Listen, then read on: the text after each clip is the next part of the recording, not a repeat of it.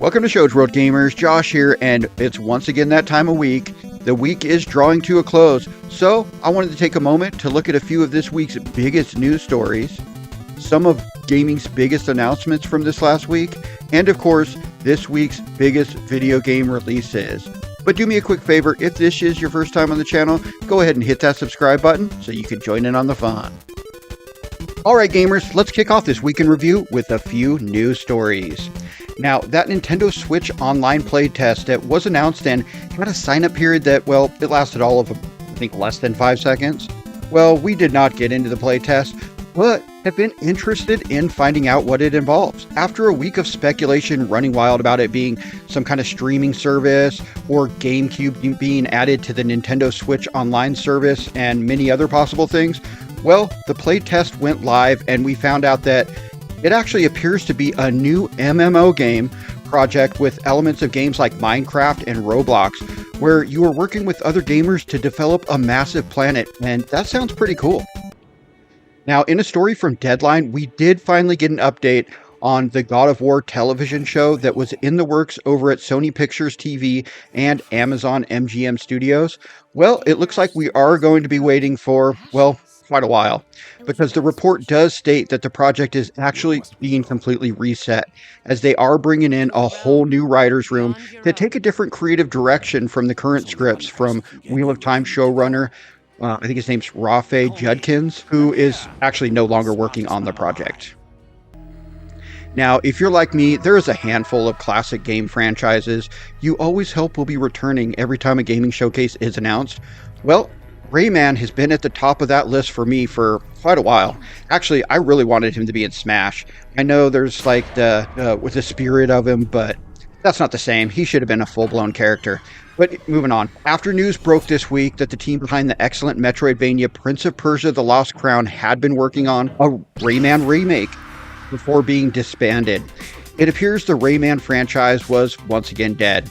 Then, in some exciting news from Kotaku, they received a statement from a Ubisoft representative stating, "We are pleased to confirm Ubisoft Montpellier and Ubisoft Milan have recently started an exploration phase on the Rayman brand. The project is still in early stages, and we hope to share more details later." So, this is pretty exciting for me. I'm a Rayman fan. Hopefully we get a cool Rayman game.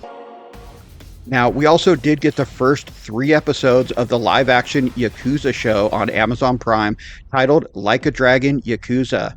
The first season will consist of 6 episodes, each around 40 to 45 minutes long, with the first 3 available now and the final 3 releasing on Halloween. The series kicks off with the main character and his friends planning a heist at a local arcade that is under the control of the Yakuza. Now, I will be watching the series over the weekend, and will let you guys know my thoughts on the series. Alright gamers, next up, let's take a look at a few gaming announcements. And we are going to start with Neighbors Suburban Warfare. It received a reveal trailer this week, and the game looks like some crazy tower defense in a suburban neighborhood fun. The game is a lighthearted, team-based, player versus player game about neighborhood warfare. Deploy traps and barricades to defend your own house. Strategize and gather resources from your surroundings to acquire crazy items to get the better of your neighbors. The game is coming to PC, but hopefully we hear about a console version soon, because this looks like it may be a lot of fun. Now also, the Ukulele Remake received an announcement trailer this week for the Xbox systems, PC, PlayStation systems, and it actually is listed for Nintendo consoles, which presumably means the current Switch as well as the upcoming Switch 2 that we're still waiting for an announcement on. The game is a remake of the 2017 Ukulele, which is one of the best 3D platforming games ever.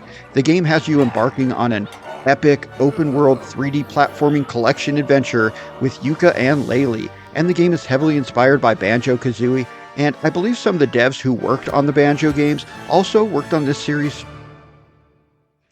Now, this week we also received the release date trailer for the tactics-style spin-off, Metal Slug Tactics, which is taking the classic arcade side-scrolling shooter into the strategy role-playing game tactics style, while still keeping the awesome pixel art style military graphics the series is known for. The game is finally releasing on November 5th on the Nintendo Switch, PlayStation 4, PlayStation 5, PC, Xbox One, and Xbox Series systems. Now, Speeda Llama was announced this week for the Nintendo Switch, the PlayStation 4, the PlayStation 5, and Xbox systems, joining the PC version, which I believe already released.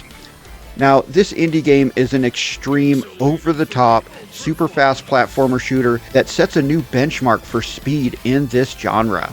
The game is bursting with quirky humor and vibrant pixelated carnage, and the game looks promising. This is another game I'm going to keep on my radar.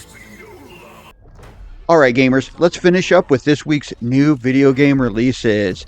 And that's right, it's that time of the year, it's Call of Duty season, because Call of Duty Black Ops 6 released this week on the PlayStation 4, PlayStation 5, PC, Xbox One, and Xbox Series systems. And this is actually the first Call of Duty to release day one in Game Pass.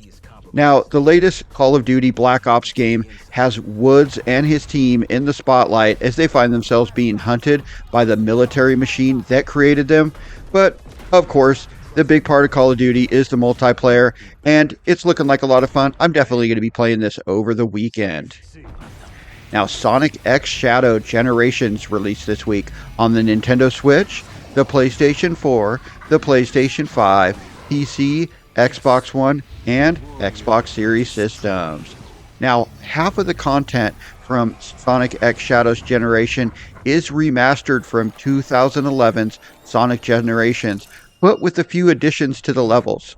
The game is also made up of an all-new campaign filled with creative reimaginings of Shadow stages from his past appearances throughout the Sonic series.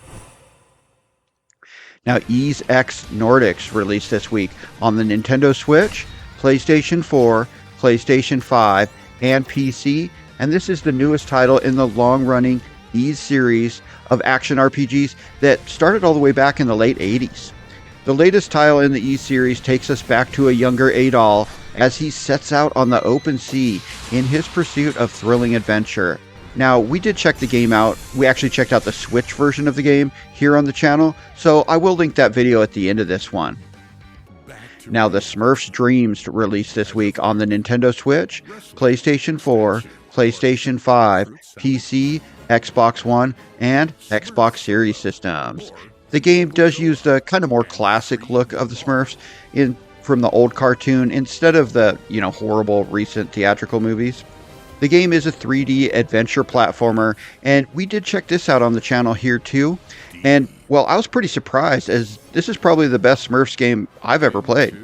I will link that video at the end of this one, so definitely check that out. Now, Banjo Tooie released this week into the Nintendo Switch Online service in the Nintendo 64 library of games.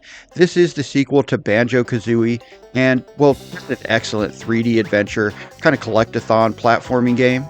If you're a fan of the genre, I highly recommend at least giving this game a shot. I personally have some very fond memories of the game and would call it one of the best games on the beloved Nintendo 64. Alright gamers, that concludes this week in review for the week ending on October 25th. The week started with the biggest Mario Party game ever, Mario Party Jamboree, releasing and instantly becoming our favorite game in the series, as we have been just having a blast playing it. Then the internet came ablaze as word began spreading that when a PR person at an event asked fans which games they wanted to see again, well, Banjo-Kazooie came up. Unfortunately, VP of Marketing Aaron Greenberg replied, "Nobody cares about Banjo-Kazooie," which, as you can imagine, went over fantastic online.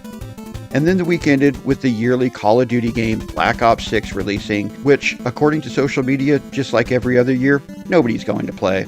So expect huge numbers online as we jump back into the epic franchise this weekend.